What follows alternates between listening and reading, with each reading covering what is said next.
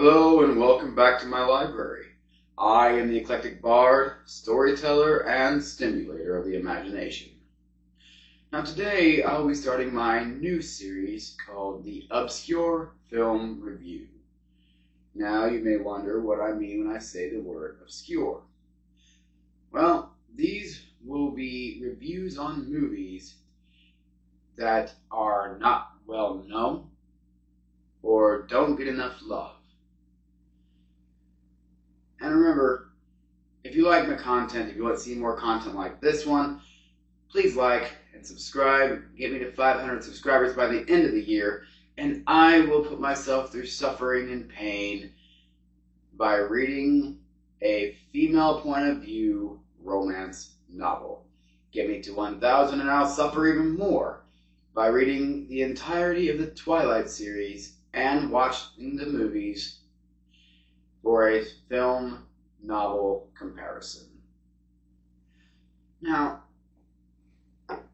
I also want to hear suggestions from you, the viewers. I want to know what movies you feel are not well known, don't get enough love, and things like that. So please leave a comment below with your suggestions on what movies you want me to review in the future.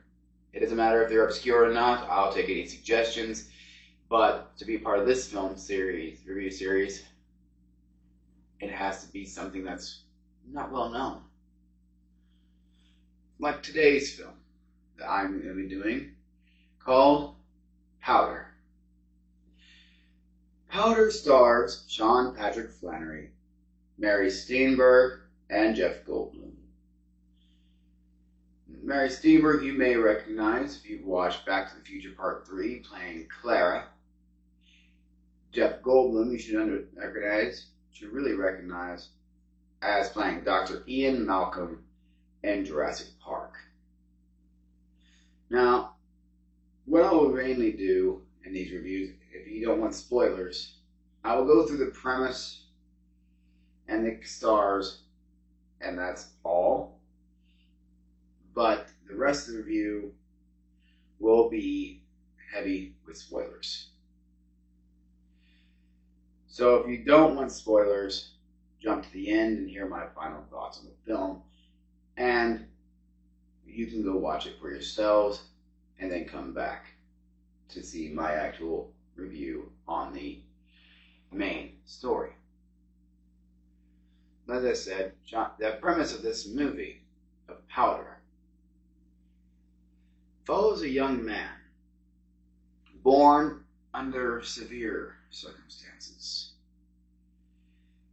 His mother died in childbirth, and thus causing some, and the way she died caused some differences in the main character.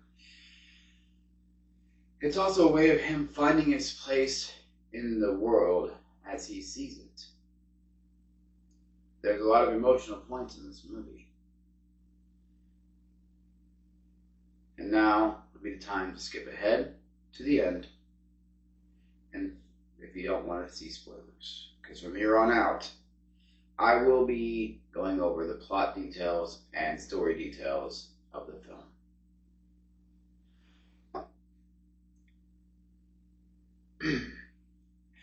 We begin with the main character's mother getting rushed to the hospital after being struck by lightning. Now, the lightning caused some changes in the boy that was born. It honestly caused severe changes, to the point where one of the first heart-wrenching moments of this movie is literally within the first 5 to 10 minutes, where a father denies his son being his, all because his son was born albino, which is one of the things that the lightning did cause in this film. Mind you, it don't actually cause it. But that being stated, father was definitely in the wrong. Honestly, it's a very heart-wrenching moment. Then we move on to, I'd say, around 16 years to 17 years into the future, where the boy grew up on a farm. We're at the farm with a counselor, actually arriving at the farm with a counselor. He was raised and hidden away by his grandparents. Now, there's a lot of craziness with this movie. Mary Steenburgen's character, Jesse, arrives at the farmhouse. At the request of the sheriff, Doug, and his deputy, Harley. They were waiting there for her because she is a counselor of sorts that helps those young men to actually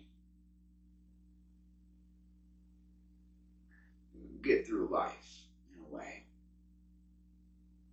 Because she helps the boys' home in the city. That being stated, she meets him. He calls himself Powder.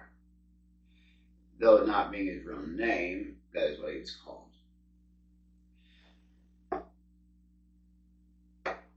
Then Doug, the sheriff, actually asks for his real name once she fully sees him.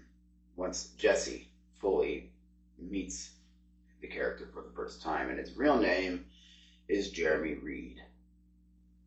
Now, Jeremy has a brilliant mind. In fact, one of the little things you'll see in the basement that he's in, the cellar, is a little thing of engineering, interesting engineering that he built with almost like a pinball, metal pinball, that actually goes around and actually activating switches and pop-up ideas. Of course, then Jesse starts seeing some bookshelves, grabs a book. The book is Moby Dick. And he surprises her by being able to recite a full passage from a random page of her choosing. Then she does ask him if he knows the whole book, and he actually knew them. But what she really didn't understand at the time is he knew all the books that was in his collection. And you don't really get a real feel of his collection until right after that moment when he states that he knows them all. The camera pans out to show a wide variety of books. Extreme variety of books. But that's just where the weirdness really starts. See, as they're coming up, and he is heading for the car because he has to leave the farm they were there because of his grandfather's death, and he has been dead the entire night. However, that being stated, he had to be escorted out. He had to leave. After all, considering the farm was not his, and he was a little young to actually obtain ownership of it.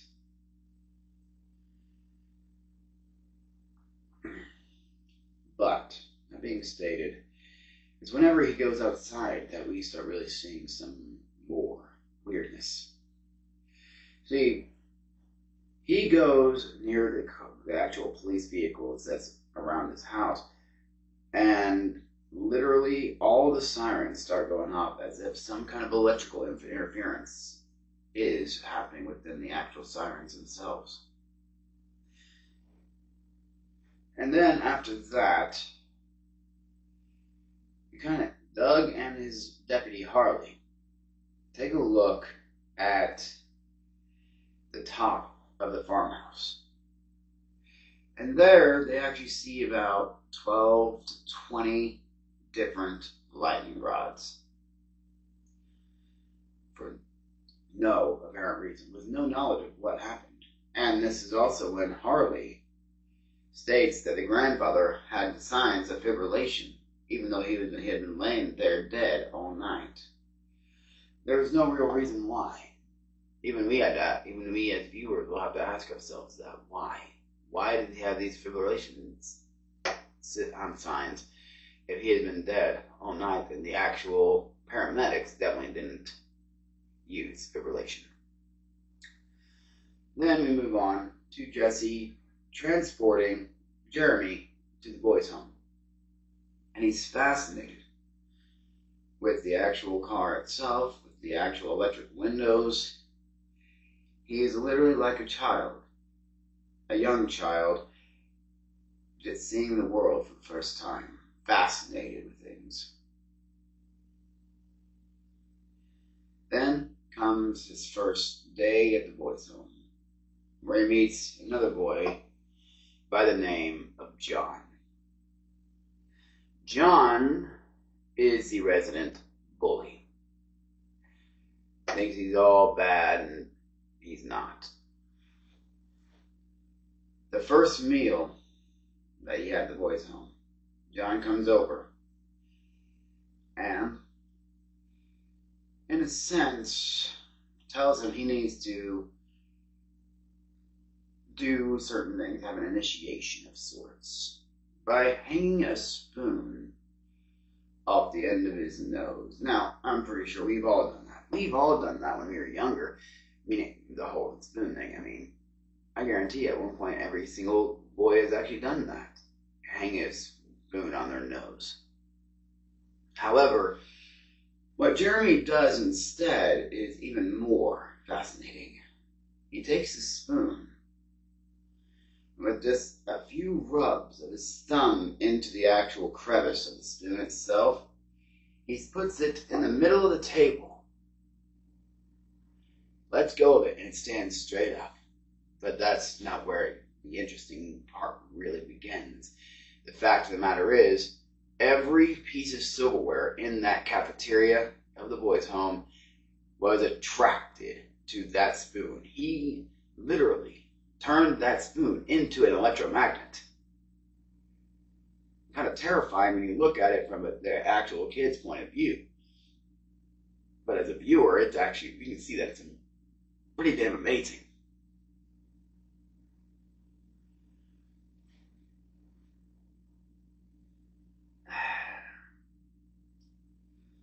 Then he goes to the doctor, gets a clean bill of health, gets contacts ordered because he also has he has basically pink irises due to the albino symptom part of the actual being, considering the eyes also lack pigment. But that being stated, his first day of school is an interesting one. Though he really didn't need school, but he did want to experience it for himself. Because of how brilliant he is, he really didn't need it. And that's where we meet Jeff Goldblum's character, Mr. Ripley. He is a science teacher of the school. And this is the class that we really see Jeremy in. This is the first class we see him in, and the only class we see him in the entire movie.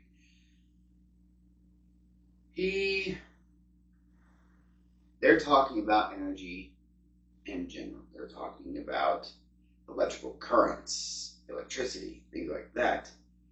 Fascinating stuff. However, it's the item that he uses to demonstrate the flow of electricity that makes things even more fascinating. The Jacob's Ladder, an instrument used by scientists to actually study the flow of electricity. However, this is one class none of those students would ever forget. And also, they would also remember it terrified the crap out of them. Because as everyone everyone's watching. And as Mr. Ripley was actually talking about the energy, the flow of energy, the flow of electricity, and everything else, all going through that Jacob's ladder, it started acting up, as if being affected by an outside source, or being attracted by an outside source. See, within a few minutes of that thing being on, you see Jeremy's face contort and actually in almost fear. And after once you see that, and once one of the girls in the class asks if he's all right, boom! A jolt, a stream of electricity passes right past every student into Jeremy. And then another one passes through his chest, back to the Jacob's ladder, lifting him out of his seat. Like I stated, it is literally a very intense scene. So I wanted to prepare you for that little intensity. Because that actual Jacob's ladder, the streak of electricity passing right into Jeremy's body, is kind of terrifying.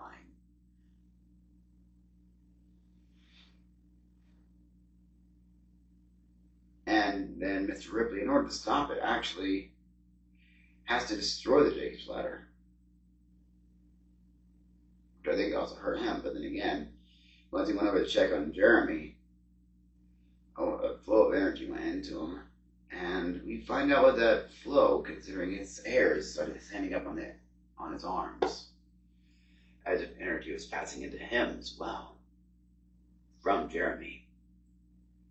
However, when Jeremy actually got to the hospital, well, let's just say the hospital don't believe Mr. Ripley. I mean, his story would be kind of fantastic when you think about it. It seemed like a fantasy.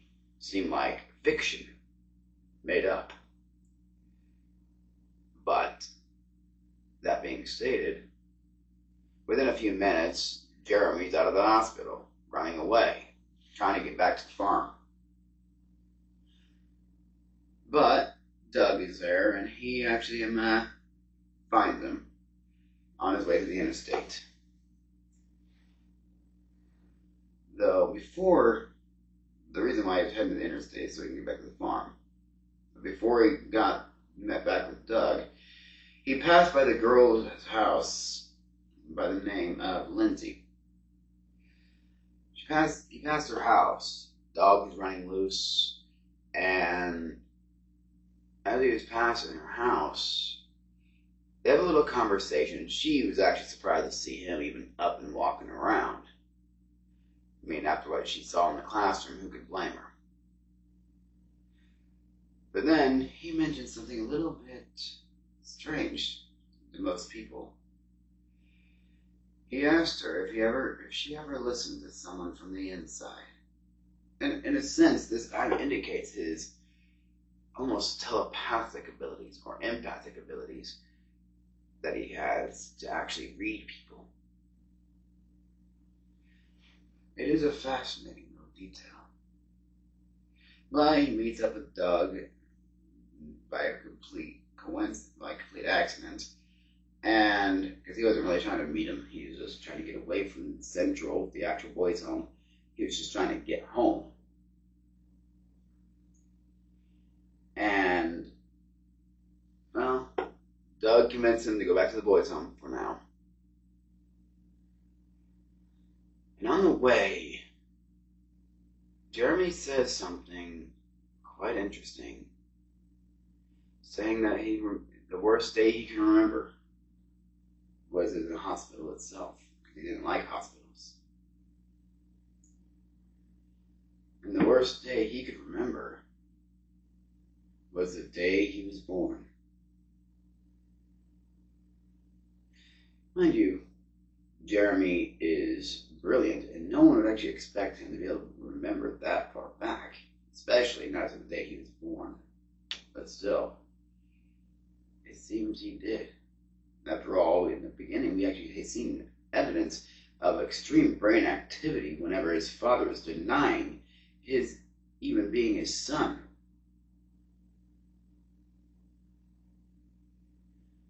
But when we leave there, we meet with an IQ board.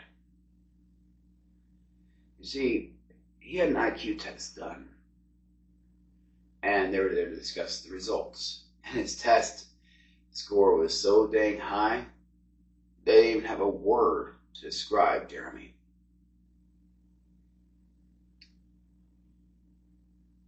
But, so in all honesty, he actually discerned what they were really trying to do. They were trying to discern how he may have cheated. How the heck did he get this high a score? That's the only way they can see it being possible. In fact, one thing they did ask him is also about watching TV, seeing things on TV, but he was never allowed to watch TV. Not really, I shouldn't say allowed. He just couldn't watch TV. And Mr. Ripley proved this by turning on a TV nearby, and the only thing that happened was electrical interference and static. And extreme, almost like you hear a mic near a speaker, kind of feedback.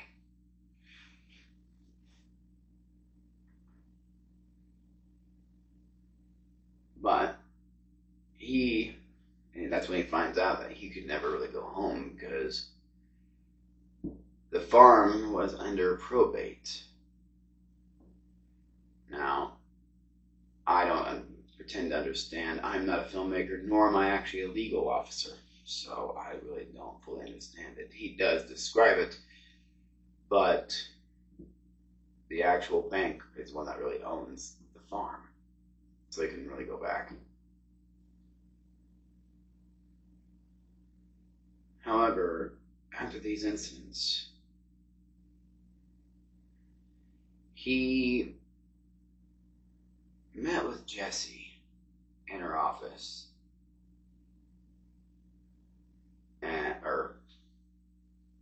Let's back up. Before Jessie's office, the boys' home. They went on a camping trip. Doug was there, Harley was there, and so was Jessie. But, that being stated, Harley did something that shouldn't have been done. Harley had an intent to take the boys, some of the boys, like John and Mitch, hunting. They went hunting all right. And they got themselves a deer. However, this incident, this extreme incident, causes Jeremy pain. And what he does is very terrifying the most. He puts his hand on the deer that is dying and grabs the arm of the deputy, Harley, who is literally a gun nut, and transfers in a sense of the feelings that the deer is going through, the actual pain and suffering that the deer is feeling. Everything is getting passed into Harley at the same time. He is feeling it, almost like he's getting ready to have a heart attack. And it terrified him. Terrified him to the point where he actually decided to get rid of his guns.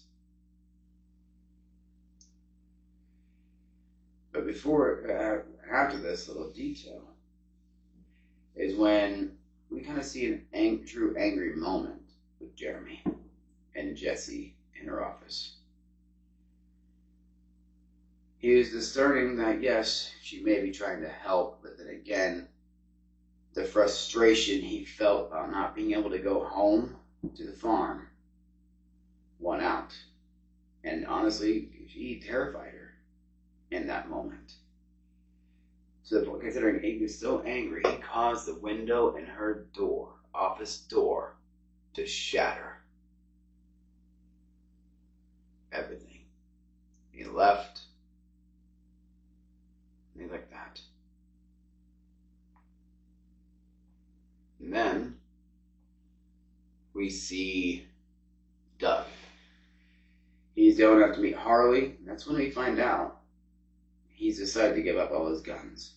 This gun nut decided to give up his guns after what he felt from that deer. And it was at this moment that Doug came up with an idea, a plan of sorts, because his wife is on her deathbed, holding on by mere threads. And Doug has always wondered why.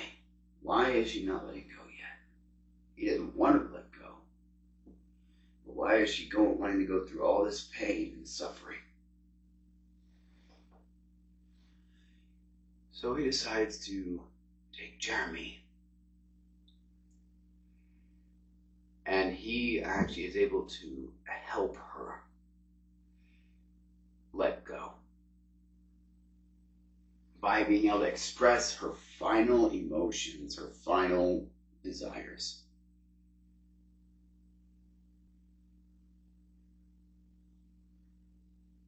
And it is a very heart-wrenching scene.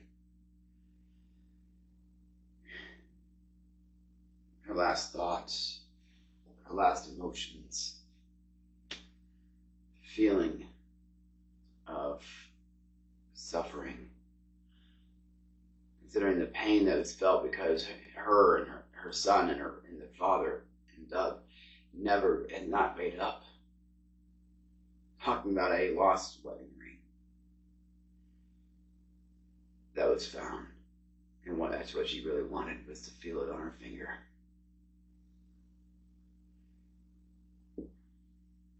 And it gets even more heart-wrenching even after all that happens.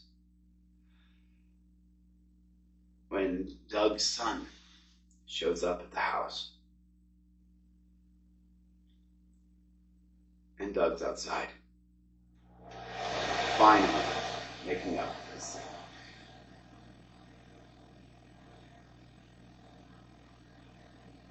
It's a very heart-wrenching scene. And we move from there to the county fair, where everyone in town is even more afraid of him than they ever were. After all, they think that he may have killed them, and he didn't. The only one that's not afraid of him is Lindsay, the girl from the class. In fact, Lindsay was kind of infatuated with him, and the feelings are definitely mutual. But after this, see, Lindsay and him are talking. After going over some of the things that we've seen before, when they asked about listening from the inside, they connected to her on a more emotional level. Being able to discern past events, past memories, and things like what's in emotions.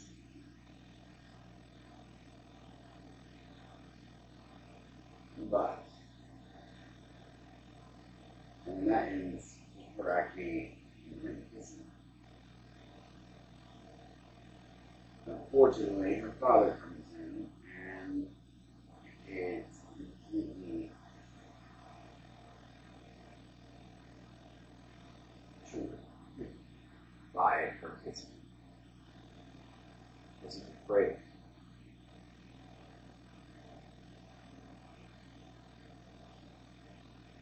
But he goes back to the boys' home. He decides he's going to go back to his mom, regardless of anything. And there, he sees the boys playing basketball. Though his eyes didn't linger a little too long. After all, there's one guy that had a lot of hair, long hair, things like that. Between he himself don't have. He couldn't have it, considering what the discovery that Dr. Ripple put Mr. Ripple there.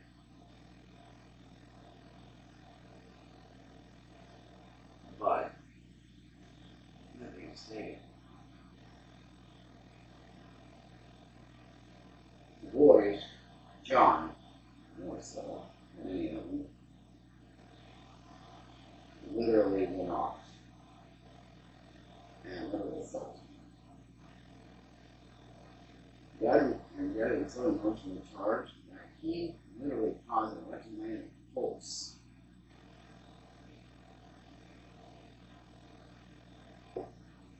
causing John's heart to stop. And despite everything, despite the fact that John himself has been a complete, utter bully to him,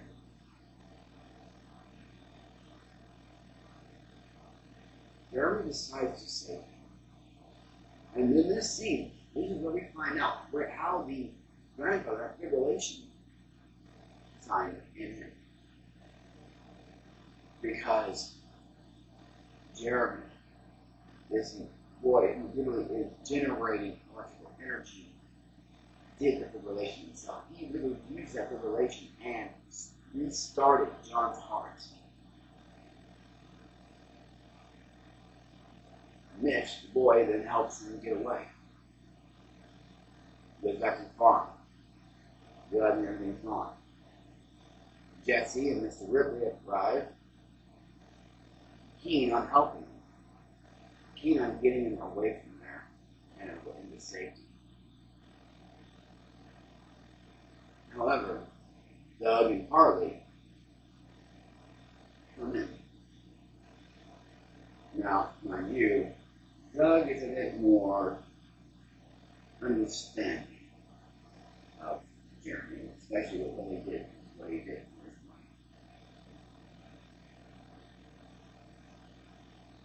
What he did for his life. Harley, on the other hand, wasn't having it. In fact, he was so keen on actually taking him. He was willing to actually chase him down. After a moment, there was a storm coming in. This storm was strong. And it seemed to be calling for him.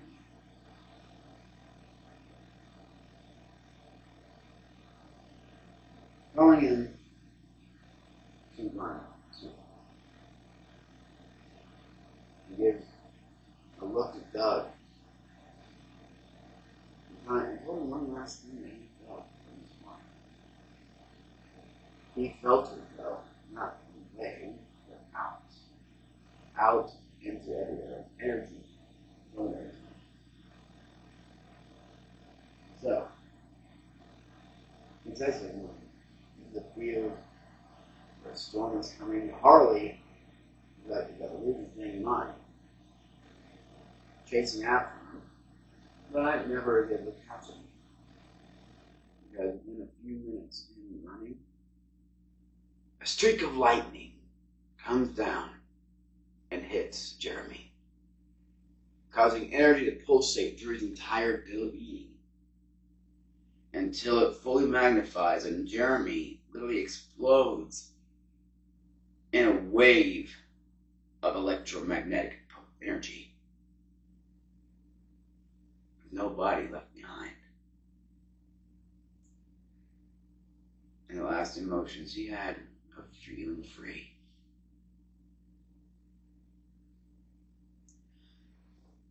That's where the movie ends. Now, my thought thoughts on this movie. It is a great movie.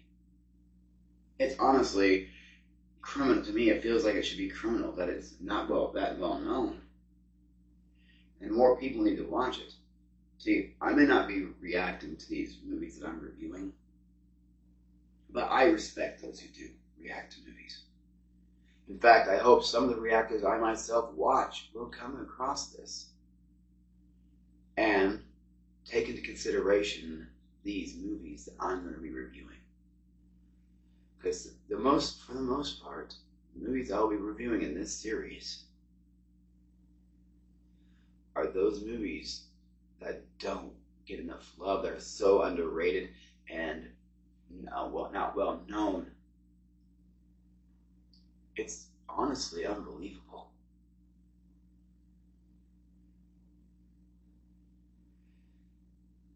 Powder is a great movie. Especially if you like sci-fi elements, supernatural elements, dramatic, extreme to the extreme. But that being stated, it is a movie worth watching. And I recommend all my viewers watch it or find a way to watch it somewhere. Because it is a great movie. This has been an Obscure Film Review. I am the Eclectic Bard. Have a good day.